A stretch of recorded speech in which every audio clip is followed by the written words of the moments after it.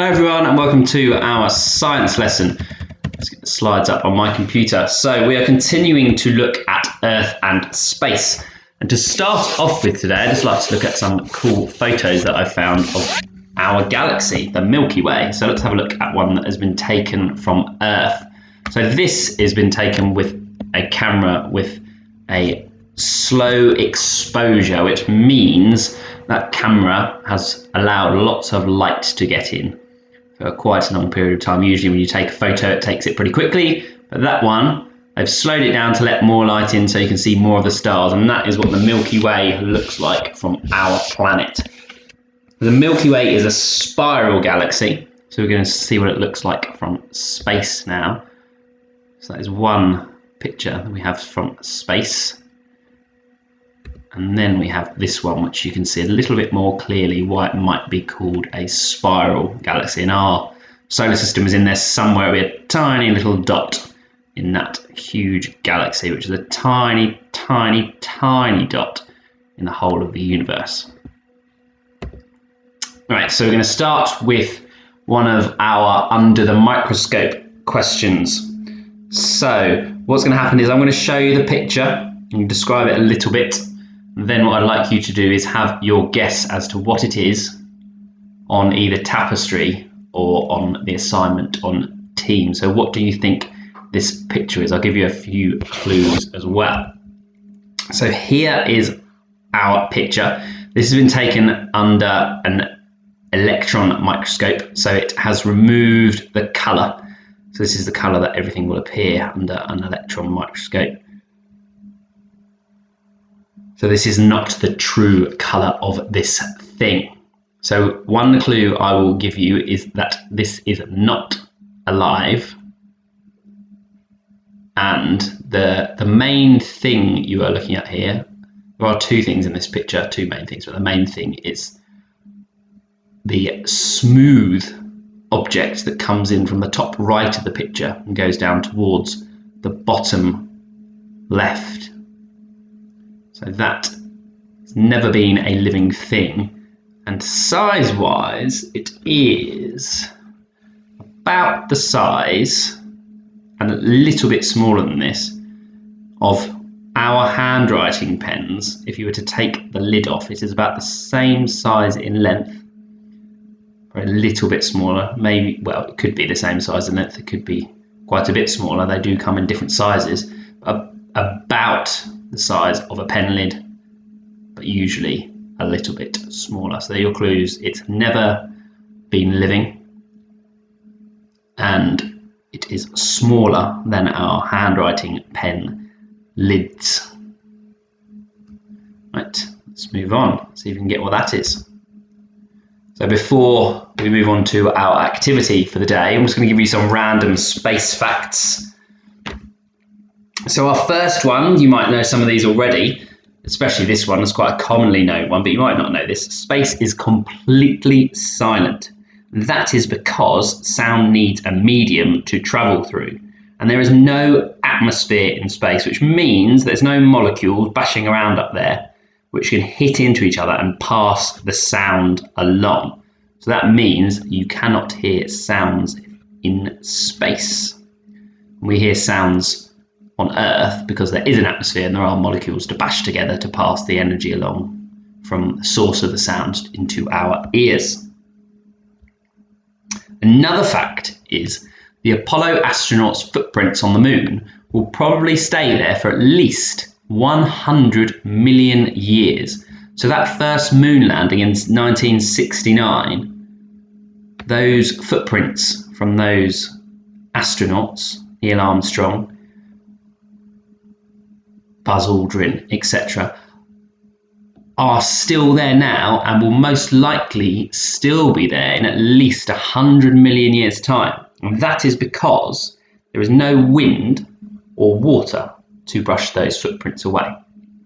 However, they will not stay there forever because the moon is constantly being hit or struck by micrometeorites, so tiny particles are bashing into that moon and slowly eroding or wearing away those footprints. They won't be there forever, but they will be there for an extremely long time.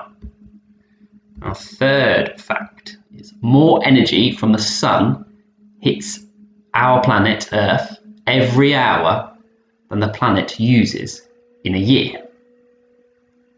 We currently only use 0.7% of the sun's energy that hits our planet as usable energy. So it shows you what great potential there is for designing future energy.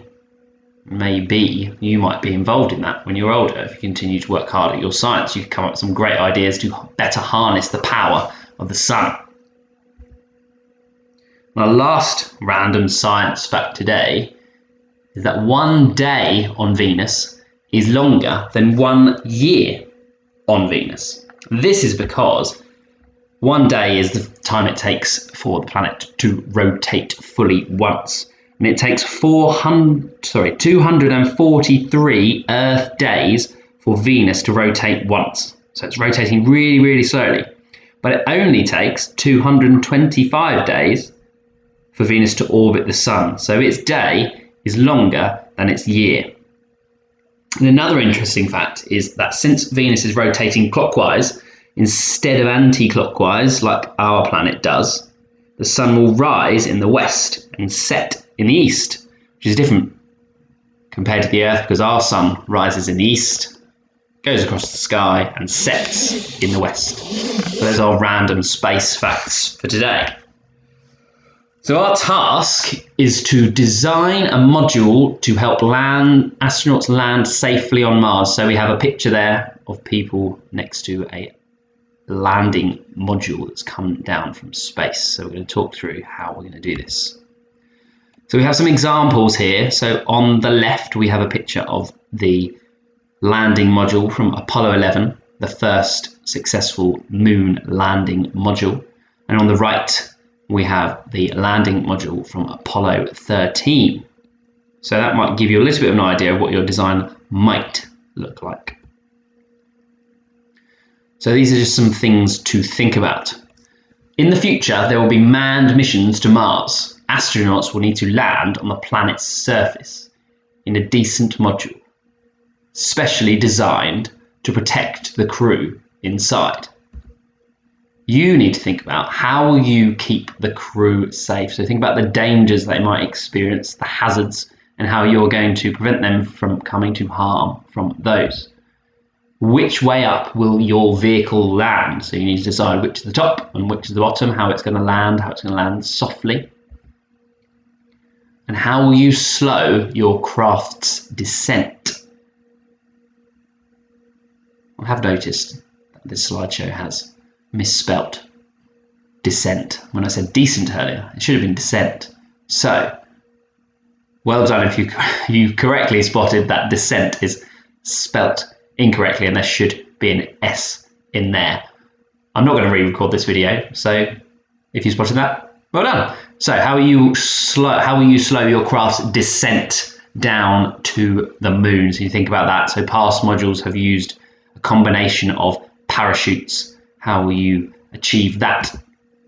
So if we just talk about some background knowledge, so some information that might help you. So the challenge is for you to design a module or crew exploration vehicle that allow humans to land on Mars. This is a special craft designed to protect the crew inside.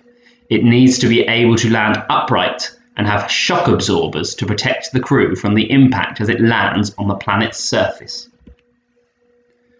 It's not easy bringing astronauts to land safely on any planet. Astronauts aboard the International Space Station, the ISS, return to Earth using Soyuz capsules. These capsules are travelling at 17,000 miles per hour as they leave the station. If the capsule is to land safely, it has to lose that speed. So it uses a combination of a parachute and landing rockets to slow it down. However, landing any vehicle on Mars has its own special set of challenges. Its thin atmosphere means that there is less friction to slow the plummeting vehicle as it speeds towards the planet's surface. Landing is complicated by difficult terrain, so the floor is The ground is very rocky, so it makes it really hard to land on it. The Martian surface is full of obstacles, massive impact craters, cliffs, cracks, and jagged boulders. Space engineers have got their work cut out, which means so do you when designing your landing module. So you need to design and build your module to help astronauts land safely on Mars, taking into account all the things we have discussed so far. I would start with a sketch, so a little drawing of what you want your model to look like, and then you can begin making it. So you can use anything that you can get your hands on in your house, as long as you have permission, obviously. So you could use things that you were going to recycle, for example, cereal packets, paper cups, sticky tape, cardboard packaging materials, anything you can use that you have permission to use to build this space landing module. So some of you might struggle to find some materials, so then you could draw a detailed drawing and label the different parts, explain what each different part does and how it allows your space crew to be safe. Another thing you could do before you start, so we briefly looked at some pictures of some landing modules from the past.